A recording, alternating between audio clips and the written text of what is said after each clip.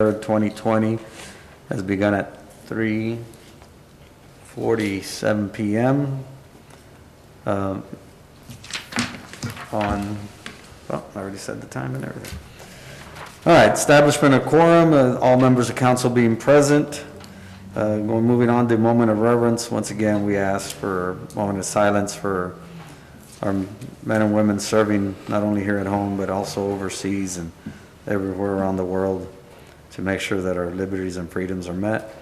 Also for all the first responders, all the essential workers out there, including the grocery store workers and convenience stores and truckers and construction. We ask that you keep them in your thoughts and prayers so that they are not affected by this virus as well.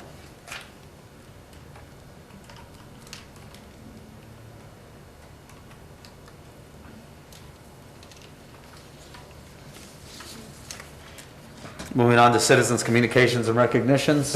None submitted, Mayor, and I did, since this was an emergency meeting, I did provide my email address if there were any citizens who wished to participate, but we did not have any submitted.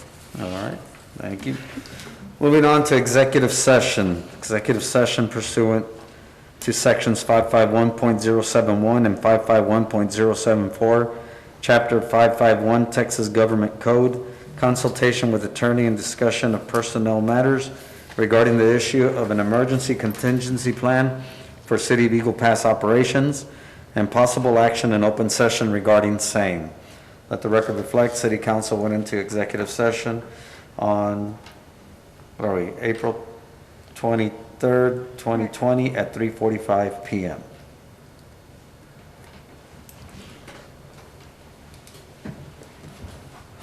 We just need to make sure.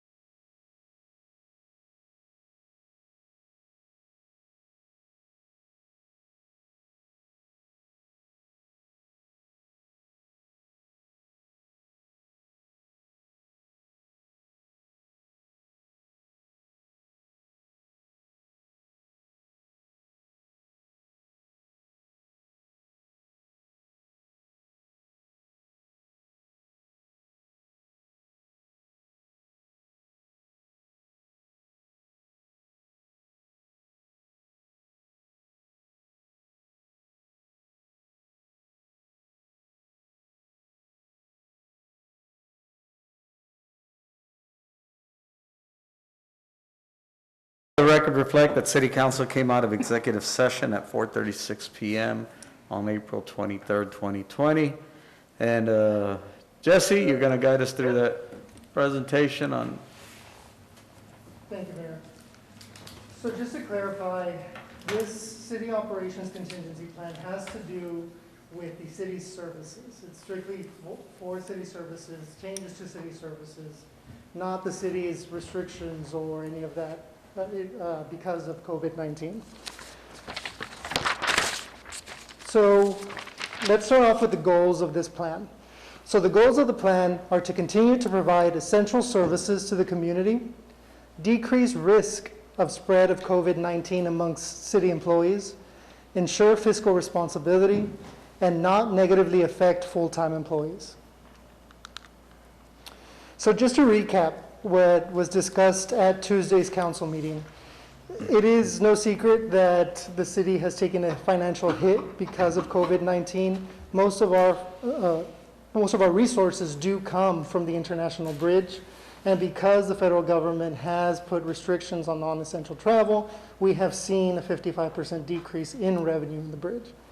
So as our biggest moneymaker, along with the decreases in sales tax, franchise tax, and ambulance service, we anticipate the hit to be about $3.5 million. So on Tuesday's meeting, the council took action to make some cuts across all of the departments. So those totaled about $2 million. And as you'll see on the slide on the right-hand side, the reserve, the emergency reserve that the city has built up for situations just like this began at almost $6.8 million. So if we take those things into consideration with the revenue losses and the cuts, our reserves would fall to $5.3 million. That is approximately $600,000 less than where it needs to be based on city policy for our reserves.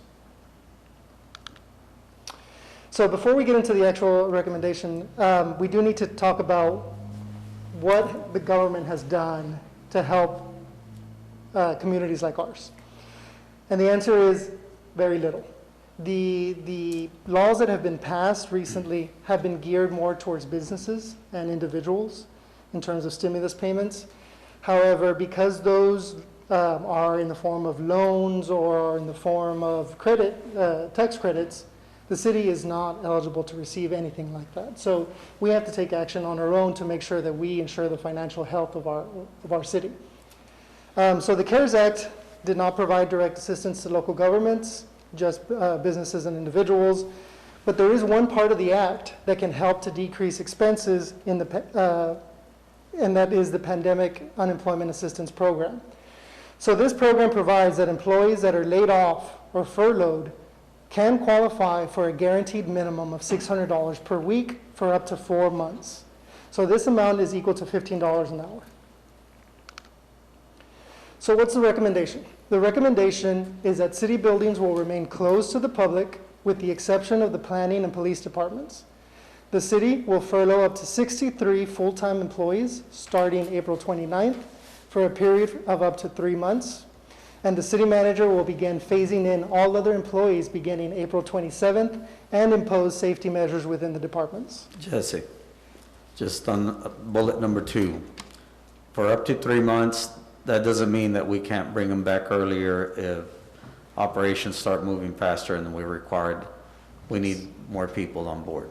Correct. Right. And that's exactly why we wanted to have those up to terminology, because we don't know. We don't know what's coming in the future. We expect things to get better. And so if that does occur, then we will begin phasing in those employees as well. That is the goal of the city, right? To bring these people back. It is the intent of the city to bring these people back, and as soon as possible.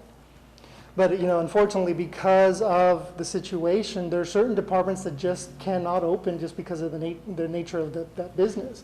Right. You take our recreation league, for example, a recreation department, we cannot have leagues, we cannot have sporting. So, we do need to do something proactive to ensure, that we balance out the employees' needs and the city's needs together. And just to make sure that people understand, furloughing does not mean layoff. Exactly. They're going to be employees, but they're not going to be, that's next. Yeah. Yes, so, going into what does this mean? So what does furlough mean? Furlough is not a layoff. Furlough means that the employees will remain an employee and keep the following benefits: health, dental, and life insurance. However, they will not report to work and they will not be paid by the city. So how do furloughed employees receive income? Well, in our case, a mass unemployment claim will have to be filed on their behalf. By filing a mass unemployment claim, it speeds up the process greatly. And so the employees are expected to receive their first payments between 2 and 3 weeks. Furloughed employees will receive a full paycheck from the city next week with the regular payroll to ensure that there are no gaps in receiving that income. And the city is already ready with whatever you'll need to do in place to do the mass Submit. unemployment claim? Yes. So HR and finance have gone through, what is required. We've created the forms, just in case with the different options that the council is considering. And so once we get the direction from the council, we'll be ready to submit to make sure that this process is even faster. It's like you had said that we want to make sure that there is no gaps in receiving any kind of payment. Exactly. Jesse, in the event that any of these employees do not, for whatever reason, beyond the City of Eagle Pass control, do not qualify for the furlough, will they be kept? Yes. So part of it is a guarantee that we're making to the employees that if anything does occur, we will take care of our employees and we'll do what needs to be done in order for them to not have any negative consequences. Right. So if employees are furloughed, how much income will employees receive on furlough? But let's go back to that question. Yes, if there's somebody that's negatively impacted, we're gonna help them out, but then they're gonna have to go to a department where they're needed. There might be a Exactly. temporary. They're not, Maybe a it's not gonna temporary, be, well, we're gonna bring you back, but there's nothing for you to do. Exactly, correct. So that has to be understood as well. Yes, correct. So how will furloughed employees receive income? Oh, wait, sorry, apologies about that. How much income will employees receive on furlough? And so the answer really depends on how much income the employee currently receives. But all furloughed employees are guaranteed to receive at least the same amount of gross income. So for the majority of the employees that are furloughed, that would mean that they actually make more on unemployment income than with the city itself. And we'll go through an example really quickly. So if employee X currently gets paid $12 an hour, in 1 week, which is 40 hours, employee X will earn $480. If employee X is furloughed, the employer will receive $600 per week from the federal unemployment compensation. In addition, the employee will receive additional compensation from the state depending on their current income. So in that case, the employee will be making $120 more per week than they were with us, while also retaining all of their benefits. For how long is this? I'm sorry, was it? As needed up to 3 months? Yeah. So yeah, as needed, up to 3 months. So Well, it can how long vary. is the unemployment package? That's, I believe that's 4 months. It is 4 months. Yes. For now. But as new bills are passed, like the one that was being proposed today, and we got to check and see if it was finally passed. But, I mean, there's more stimulus money coming down the pipelines. And that's probably going to help more unemployment because we've seen across the nation in our great state also that the unemployment rates continue to go up each week. And they're just tough decisions that businesses are making. Yes. So what is the impact for the city? By furloughing employees, the city will cut costs by approximately $500,000 while ensuring that we continue providing essential services. So going back to the recommendation, so the recommendation stands as the city buildings will remain closed to the public with the exception of the planning and police departments. The city will furlough up to 63 full-time employees starting April 29th for a period of up to 3 months. And the city manager will begin phasing in all other employees beginning April 27th and impose safety measures within those departments. Again, within 3 months, we really are shooting for much shorter than that, but we don't know what's going to happen. You know, the international bridge restrictions were extended another 30 days a few days ago. You know, hopefully the situation gets better, you know, where some of those restrictions can start being lifted in order for the city to, you know, start making up some of those lost revenues. But of course, we want to put the safety of the community in mind first and foremost. And so we need to plan for the worst, but hope for the best. And things will get better. It's just taking a little longer than we would like, you know. So that is the recommendation. Is there any other questions? I just want to reiterate that way the people know under this plan, our employees shouldn't miss like a paycheck, right? They'll still be getting paid through this unemployment program, Correct. the same as they were getting paid with the city, Yes. if not more. And that's the reason they're planning it right now.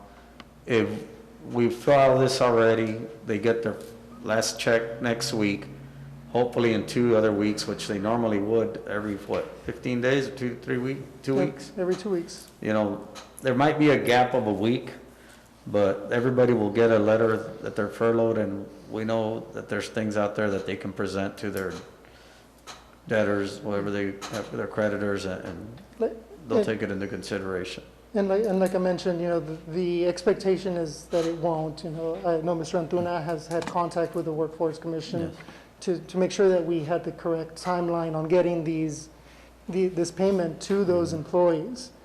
Unfortunately, we cannot make guarantees for, you know, stuff that's out of our control. Right. They're a separate agency, but based on the information we have, you know, that's the plan. I also do want to reiterate, you know, for the employees that are being considered, they will make at least the same amount of money on unemployment than they would with the city. If not more. But the vast majority will make more. You know, the bill was set, the federal bill was set at a set amount of $600, so theoretically, anybody making less than that would financially gain Make more. on unemployment. Okay. Because basically it would be a 600 plus the state. Plus the state.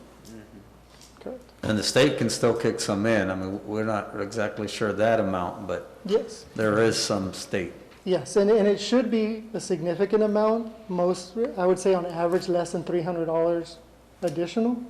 But, you know, in that case, let's say $200, employees will qualify for around $200, that's $800 a week. That's equal to $20 an hour. So we have, you know, a significant amount of employees who make less than $20 an hour. So, you know, for the months that they're furloughed, their income is secured because we guarantee that they will not receive less than that. In most cases, they will receive more. And that's for the majority. And even for those that are making, let's say, the $15 an hour or more, that state also helps out. Exactly. So if you have somebody making 16, 17, which is higher than the $600, the state amount will result So in them basically, at anybody least- making under $20 an hour stands to gain by being furloughed and getting the unemployment while also retaining their life, health, and dental. while still maintaining their health insurance, life insurance, Correct, and dental. correct, So that we will still be paying for them. Right? correct.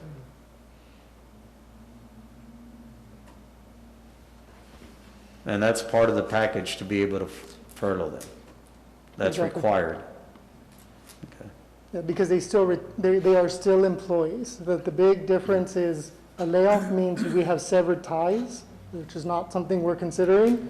A furlough means they are still an employee, just not working any hours, so they don't receive any compensation.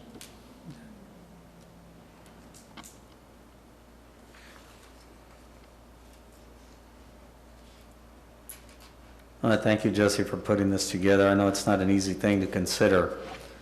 But that being said, we see what's going on across the country. We're no different than anybody else. Businesses have closed their doors, have laid off employees. They've had to take drastic measures. Hopefully, this new stimulus package will help out more of our real small businesses in getting some funding to help them hopefully keep their businesses open once this pandemic, once the governor decides that it's safe to open up more businesses, and that's something that'll be coming on Monday. But unfortunately, a lot of them have been closed for 2-3 weeks, maybe more. And they had to make tough decisions, and we're in a situation where looking at our finances while we're doing good, it's that time that we anticipate that we can no longer bear the brunt of keeping employees on board and keeping them at home. And because of that, this is a tough decision the council has to make, but is one that is necessary for the fact that we need to keep our finances where the ordinances declares we need to keep it at. And this allows us not only to we're not going to keep the budget at what it was. We're going to take a hit regardless. But this helps out for next year's budget. Because if we don't do this, then we're really limited to what we can do the following year and the following year and who knows how many years. If this goes 3 months, then it could affect us. If we don't take action on this, it could affect us for years to come.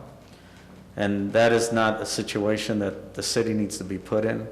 Our taxpayers don't need to be put in that situation. And we do rely a lot on the bridge revenue. About 50% of our total revenue comes from that.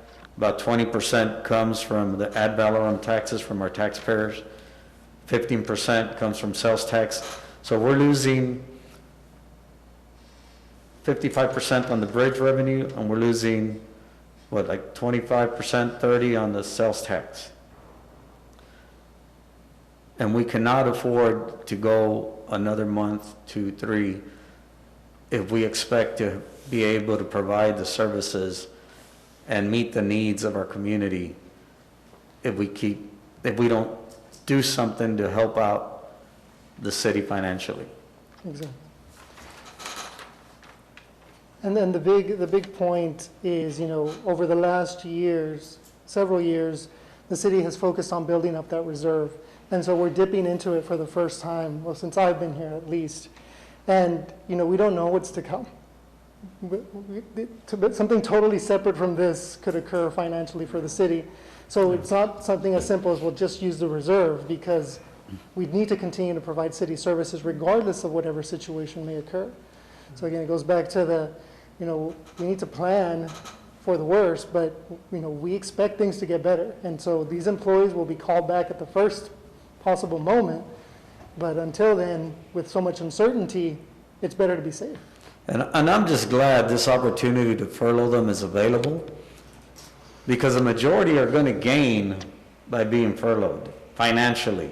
Exactly. If they're making less than $15 an hour, and most of the people that are being furloughed are, they're gonna make more money by receiving unemployment, and that helps us balance our budget or keep it to the level that we need to keep it at to be able to provide the basic minimum services that we're looking for next year's budget.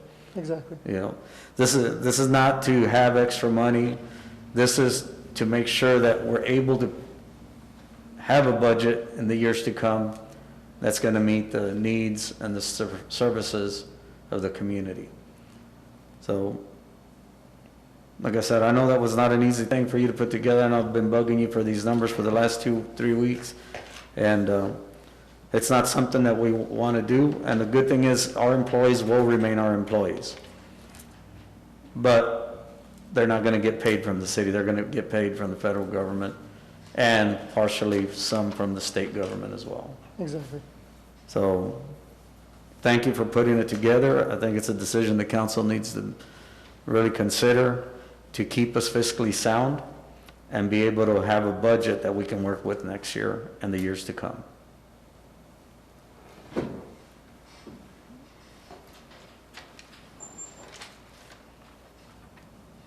And I will relinquish my chair and make the motion to approve this measure. Second. With those, for the record, with those recommendations, correct? Yes, with the recommendations. I'll second. So there's a motion and a second. Anybody have any questions, other discussions of Jesse, city manager, HR? I think everything has already been addressed, and we all have. Now, I do want to point out, you mentioned that you've been in communication with the Workers' Commission. So let's just make sure that when we have those, you have everything ready. So make sure we can meet with somebody, not today, first thing tomorrow morning, so they can make sure that, yes, everything's in order to expedite that process for them. Yes, Okay? sir. Yes, sir.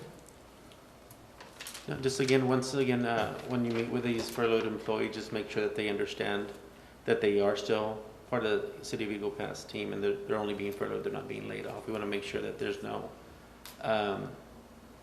additional undue stress that is needed on them or their families. So we just want to make sure that, it's not a very light decision we're taking, but at the same time, we want to do what's best for them as well as what is fiscally responsible for the citizens of Eagle Pass.